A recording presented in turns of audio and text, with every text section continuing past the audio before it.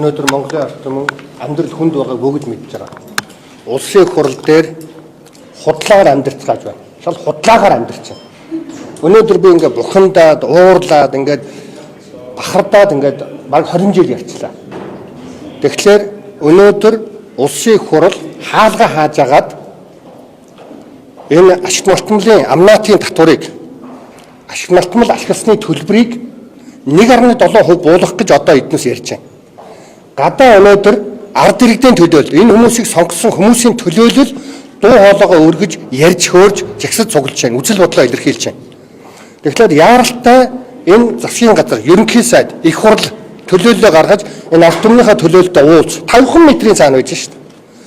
Мэдээж махны үн юмны өртөг амьдралын өртөг хүнд байгаа. Яагаад гэвэл энэ улсын хурал дотор дүүрэн хулгай байгаа учраас худлаагаар амьдрал сурсан байна эднээс. Ашиг малтмлын тухай хууль бол өнөөдөр Рио Тинтогийн лоббигоор орж ирж байна. Өнөөдөр ичиж үхмээр.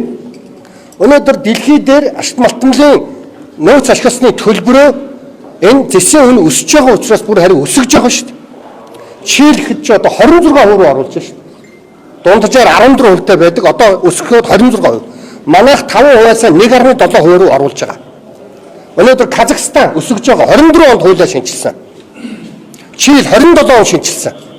Тэгэхэд манайх эсэргээр нь энэ тэнэглэл хулгайгаас болж юмны үн өсөд байгаа маа. Өнөөдөр Монголын үндэсний үйлдвэрлэгчдийн нуруунд дээр асар их ачааллыг тавьж байна. Өнөөдөр ГОК Эрдэнэтийн үйлдвэрийг эднээс биш тийм ээ энэ ардын намын эрх баригчид очоод даргын тавьчихдаг. Тендерийн бүгдийг хулгай хийдэг учраас эднээсийн роялтыг буулгахгүй байгаа шүү дээ. 18% хэвээрээ. Тэгэхэд Рио Тинтогийн захиалгын бууны нохойд болцсон байна. Товчхондоо би Монгол ардын намын удирдлагуудыг зүгээр нэг тэнэг улсууд байна л гэж боддог байсан. Тэгсэн чинь бүр харин шал тэнэг улсууд байна.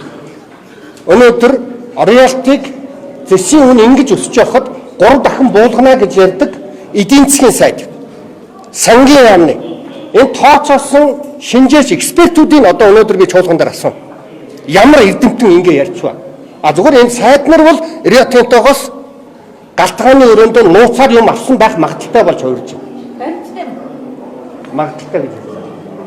Хөрөнгө оруулагч та нар зүгээр энэ ухаанаар бодоод үзээч. Энэ дээр баримттай нөө гэж асууж байна. Өнөөдөр нэг ч удаа одоо сайд хийж үзээгүй, нэг ч удаа төрийн өмчийн компаниг удирдах үзээгүй намайг 24 авилгалтай тэмцэх газрын байцаагч өдөр шөнөгүй шалгаж байсан. Энэ нөхдүүдийг шалгаж тагнуулын газар хаа вэ? Энэ хууль хяналтын газрын хаа вэ? Асуултаас хариулъя. Та юу гэсэн?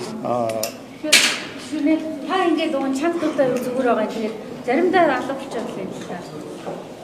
Би месчин болоо гэж би танаас асуусан шүү дээ. Би гладиатор. Өдөр болгоо ингэ яриад одоо 20 жил яриад та нарт залхаж явах шиг байна. Би залуу хүүхдүүдэд боломж өгье. Өнөөдөр юу азар наараа энэ парламент орж ирсэн. Юу азар Батнайрамд бол Очирбат, Лодой самбуу. Юу азар энэ залуу сайхан гişүүд орж ирсэн.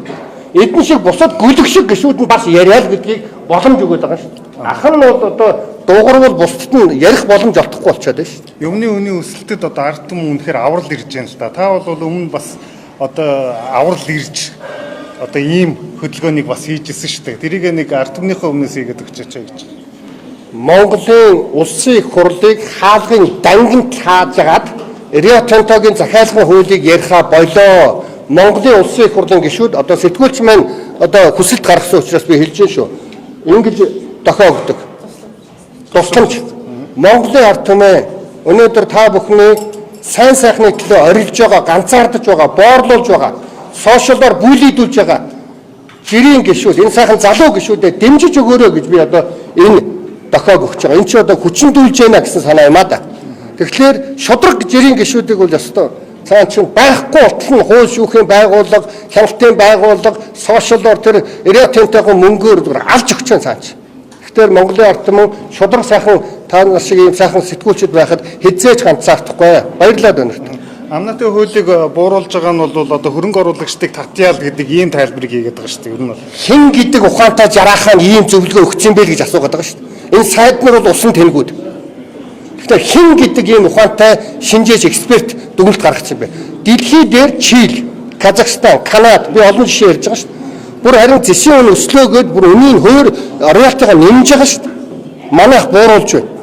Ийм нүдний булаа зүйлээ зогсоо гэдгийг өнөөдөр чуулган дээр ярьж байна. Яагаад би энийг үнийн хөрөгдөлтэй холбож яриад байгаа юм бэ гэвэл миний бодлоор зэсийн роялтиг 1.5%-аас 1.7% буулгана гэдэг бол миний тооцоогоор шүү. 600 тэрбум төгрөгийн одоо мөнгийг жил болгон гадныхаа дөрвийн бэлгэлэх хууль орж ирж байгаа байхгүй. Энэ бол маш олон хүмүүсийн тэтгэвэр цалин нэмэх. Өнөөдөр Улаанбаатар хотод метро барих мөнгө байхгүй юу? 2 жилийн дотор. Өнөөдөр тэтгэвэр итгэмж цалин ус багш нарын зэлэнг бүр дангаар нь ингээд давхар нэмэх мөнгө байхгүй юу? Энийг ингэж бэлгэлж яана гэдэг бол махны үний чинь эднээс даблдж яана гэсэн үг. Би ойлгомжтой ярьсан байна.